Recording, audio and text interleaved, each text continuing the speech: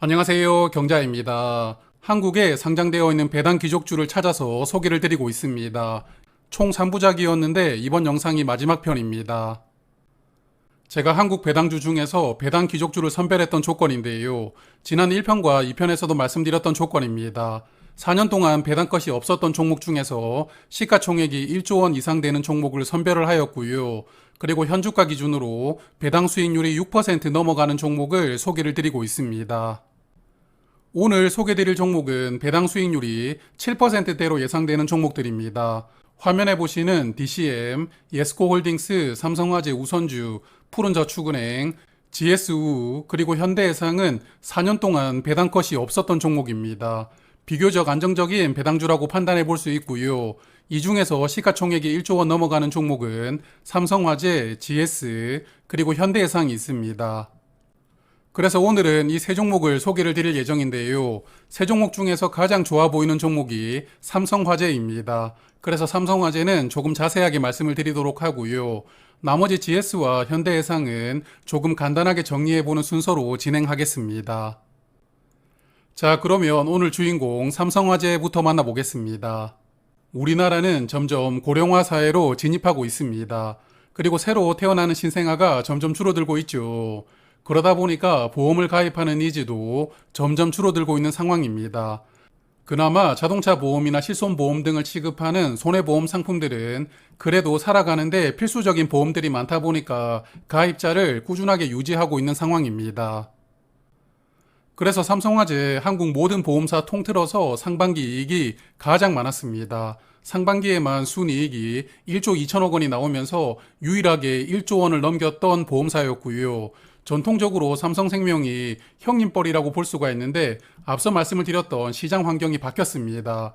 그래서 이제는 삼성화재가 형님뻘인 생명보다도 더 좋은 실적을 기록하게 되었는데요. 그래서 보험 종목을 투자를 하신다면 생보사보다는 손보사 종목을 투자를 하시는 게 장기적으로 보았을 때 조금 더 유리하다고 생각하고 있습니다. 그리고 삼성화재 상반기 보험 손익이 아주 좋았습니다. 자동차 보험 손익은 전년 상반기 대비 약간 줄어들었지만 장기 보험 손익이 크게 늘어났거든요. 그래서 전년 상반기보다 보험 손익이 2천억 원이 증가하였고 비율로는 19.5%가 개선되었습니다. 그리고 운용자산 포트폴리오를 보니까 전체 자산의 37%가 채권에 투자되고 있습니다. 그래서 포트폴리오 중에서는 채권 투자 비중이 가장 높은데요. 삼성화재뿐만 아니라 보험사들이 대부분 채권에 가장 많이 투자를 합니다. 기준금리가 높아지면서 채권금리도 많이 올라갔거든요. 그러다 보니까 채권 이자 수익도 늘어나게 되었는데요. 투자 수익이 전년보다 238억 원이 늘어났다고 합니다. 그래서 상반기 실적을 보면 전년 대비 매출액이 10% 늘어났고요. 영업이익은 24% 증가했고 순이익은 27%나 증가했습니다. 완벽한 서프라이즈를 보여주었다고 생각이 되는데요. 그런데 삼성화재뿐만 아니라 다른 보험사들도 올해 상반기에는 대부분 실적이 전년보다 크게 늘어났다고 합니다. 보험 가입자가 크게 늘어났다기보다는 IFRS 17이라는 새로운 회계 기준이 올해부터 도입이 되었는데요.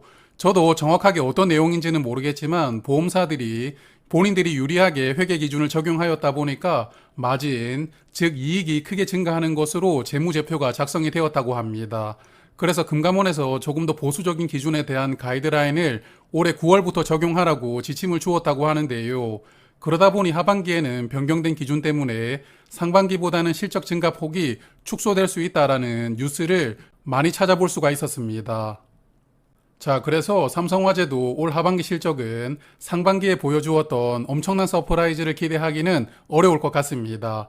그래도 상반기에 워낙 벌어놓은 게 많다 보니까 증권사 컨센서스를 보아도 올해 엄청난 실적이 예상되고 있는데요. 순이익이 전년보다 약 9천억 원이 늘어나면서 무려 71%가 증가될 것으로 증권사들은 전망하고 있습니다. 그러다 보니까 올해 배당금은 전년보다 늘어날 가능성이 아주 높다고 생각이 되는데요. 자, 그럼 이제는 배당금을 체크를 해보겠습니다. 삼성화재는 기말 배당을 하는 종목입니다. 12월 기준으로 1년에 한 번 배당금을 주는데요. 이 종목은 4년 연속 배당금이 늘어나고 있습니다. 19년에 8,500원이었던 배당금은 22년에는 13,800원으로 늘어났는데요. 그리고 보통주와 우선주가 있는데 우선주 배당금은 보통주보다 5원 더 많습니다. 배당 성향을 보면 20년에 49.6%, 21년도에는 45.5%, 그리고 전년도는 45.8%로 40%대를 유지하고 있습니다. 일단 올해 실적이 전년보다는 크게 늘어날 가능성이 전망되고 있기 때문에 배당 성향을 낮추지만 않는다면 올해 배당금은 엄청난 규모로 상향될 가능성이 있다고 생각을 합니다. 자, 그래서 일단 전년 배당금이었던 13,800원하고 조금 더 늘어난 15,000원 두 가지 가정으로 배당 수익률을 계산을 해보았는데요. 이 종목은 우선주가 보통주보다 주가가 7만원 정도 낮습니다. 그렇기 때문에 배당주 목적으로 투자를 하신다면 우선주를 선택하시는 게 유리하다고 볼 수가 있고요. 우선주 기준으로 전년 배당금과 동일하게 받는다면 배당 수익률은 7.6%가 됩니다. 그리고 제가 예상해본 배당금 15,005원을 받는다면 배당 수익률은 8.3%가 되는데요. 사실 올해 예상 실적을 미루어 보았을 때 배당금이 15,000원보다 더 늘어날 가능성도 있습니다만 그래도 배당금을 한 번에 크게 높이지는 않을 것 같거든요. 그래서 15,000원 정도로 예상을 해보았습니다. 삼성화재는 좋은 실적을 기록하면서 주가가 꾸준하게 올라가고 있습니다. 화면은 삼성화재 우선주 주봉 차트인데요. 작년 말에 배당락으로 주가 하락이 나왔고 이후 올해 초부터는 주가가 꾸준하게 상승하고 있습니다. 주가가 많이 올라왔다는 게 부담스럽게 느껴질 수도 있는데요.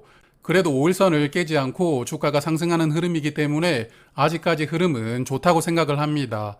현재 주가는 올해 초 저점 대비 22% 상승했고요.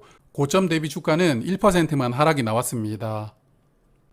자, 그러면 두 번째 종목으로 현대해상 보겠습니다. 삼성화재와 마찬가지로 국내 대형 손해보험사인데요.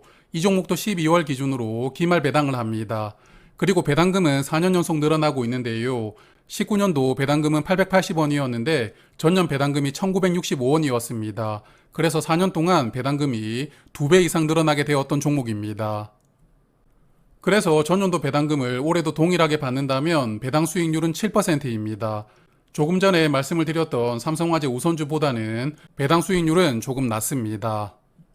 자, 그런데 이 종목은 올해 상반기 실적이 좋지 못했습니다. 매출액이 6% 늘어났지만 이익이 크게 줄어들었는데요. 영업이익이 33% 줄어들었고 순이익은 31%나 줄어들었습니다.